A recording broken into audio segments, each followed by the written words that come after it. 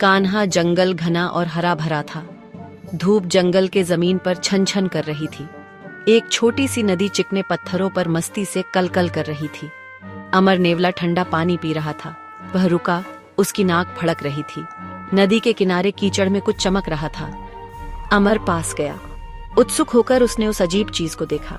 कीचड़ में छोटे छोटे पद चिन्ह चमक रहे थे। वे एक अजीब सी चमक से झिलमिला रहे थे।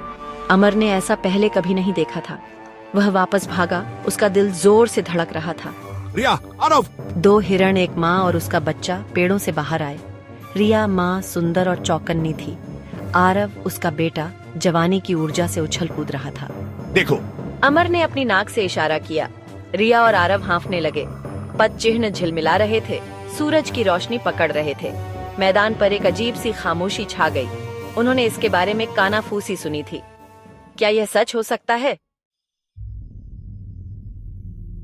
जंगल फुसफुसाहट से जिंदा था। जंगल की आत्मा, छाया के किस्से जंगल की आग की तरह फैल गए। उन्होंने कहा कि वह प्रकृति के संतुलन की रक्षा करती है। वह शायद ही कभी दिखती थी, एक रहस्य जो कहानियों में छुपा था। वे पद चिन्ह, वे उसके होने चाहिए। रिया फुसफुसाई। उसकी आंखें चौड़ी हो गईं। आरव कांप गया, आधा डर के मारे, आधा विस्मय में। उसने छाया के जादू की कहानियां सुनी थी। अमर, बहादुर और जिज्ञासु अपनी पीठ सीधी करके खड़ा हो गया। हमें उसे ढूंढना होगा, हमें जानना होगा कि वह यहाँ क्यों है। रिया हिचकिचा गई। जंगल में कई खतरे थे, लेकिन अजीब पद चिन्ह इशारा कर रहे थे। आरव ने उत्सुकता से अपना पैर पटका। मुझे डर नहीं लगता। रिया ने आह भरी। उसके बेटे की जिज्ञासा संक्रामक थी। इसके अलावा उन्हें यह जानना जरूरी था कि उनके घर के लिए इसका क्या मतलब है। बहुत खूब, हम चलेंगे, लेकिन हमें सावधान रहना चाहिए। पेड़ों से एक धीमी गड़गड़ाहट गूंज रही थी। रुद्र बाघ झाड़ियों से निकला। वह राजसी था, परछाई जैसी धारियों और प्राचीन ज्ञान से जलती आंखों वाला। उसने भी फुसफुसाहट सुनी थी। मैं तुम्हारे साथ चलूंगा। छाया की उपस्थिति महत्वपूर्ण है, हमें उसका उद्देश्य जानना चाहिए। और इसलिए वह अनोखा समूह चल पड़ा। अमर आगे बढ़ा। उसकी नाक जमीन से लगी हुई थी। जंगल परछाई और रोशनी का भूल भुलैया था। लताएं हरे पर्दों की तरह लटकी हुई थीं। हवा में कीड़ों की भिनभिनाहट गूंज रही थी।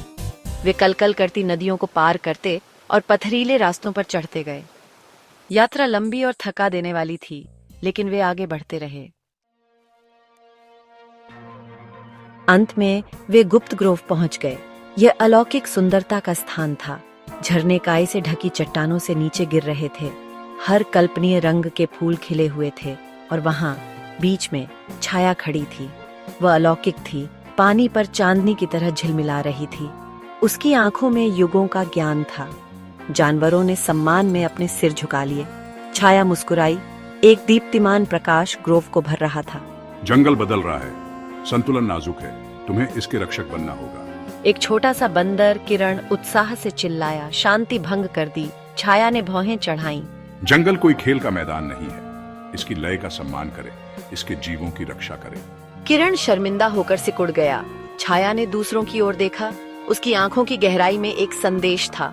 याद रखना, जंगल का भाग्य तुम्हारे पंजों में है।